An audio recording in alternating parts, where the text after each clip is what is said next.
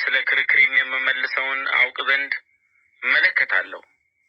እግዚአብሔር መለሰልኝ እንዲህም አለ፣ አንባቢው ይፈጥን ዘንድ ራእዩን ጻፍ፣ በጽላትም ላይ ግለጠው።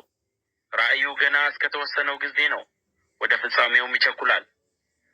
እርሱም አይዋሽም፣ ቢዘገይም በእርግጥ ይመጣልና ታገሰው፣ እርሱ አይዘገይም። እነሆ ነፍሱ ኮርታለች፣ በውስጡም ቅን አይደለችም። ጻድቅ ግን በእምነቱ በሕይወት ይኖራል። እርሱ አታላይና ኩሩ ሰው ነው፣ በስፍራው አርፎ አይቀመጥም። ስስቱን እንደ ሲኦል ያሰፋል፣ እርሱም እንደ ሞት አይጠግብም። አሕዛብንም ሁሉ ወደ እርሱ ይሰበስባል፣ ወገኖቹንም ሁሉ ወደ እርሱ ያከማቻል። እነዚህ ሁሉ ለእርሱ ያልሆነውን ወደ እርሱ ለሚሰበስብ መያዣውንም ለራሱ የሚያበዛ ወዮለት። እስከ መቼ ነው እያሉ ምሳሌ አይመስሉበትምን? ተረትም አይተርቱበትምን? የሚነክሱህ ድንገት አይነሱብህምን?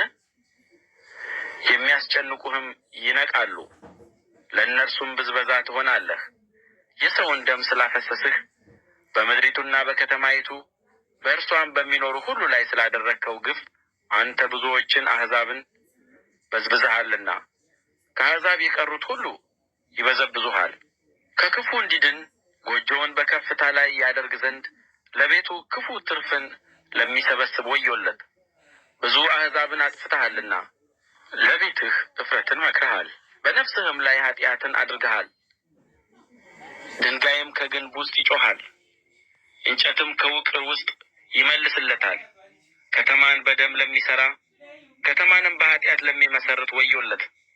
እነሆ አሕዛብ ስለ እሳት እንዲሠሩ ወገኖችም ስለ ከንቱነት እንዲደክሙ ከሠራዊት ጌታ ከእግዚአብሔር ዘንድ የሆነ አይደለምን? ውኃ ባሕርን እንደሚከድን ምድር የእግዚአብሔርን ክብር በማወቅ ትሞላለችና።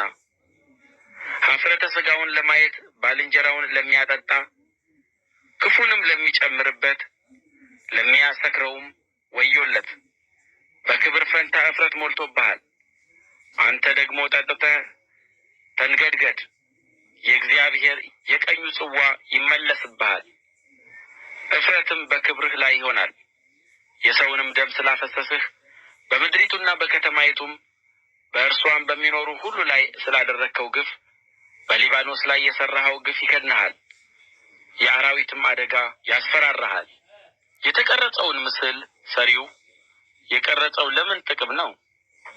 ዲዳንም ጣዖት ይሠራ ዘንድ ሰሪው የታመነበቱ ሐሰትን የሚያስተምር ቀልጦ የተሠራ ምን ይጠቅማል? እንጨቱን ንቃ፣ ዲዳውንም ድንጋይ ተነሳ ለሚለው ወዮለት። በውኑ ይህ ያስተምራልን? እነሆ በወርቅና በብር ተለብጦአል፣ ምንም እስትንፋስ የለበትም። እግዚአብሔር ግን በተቀደሰ መቅደሱ አለ፣ ምድርም ሁሉ በፊቱ ዝም ትበል።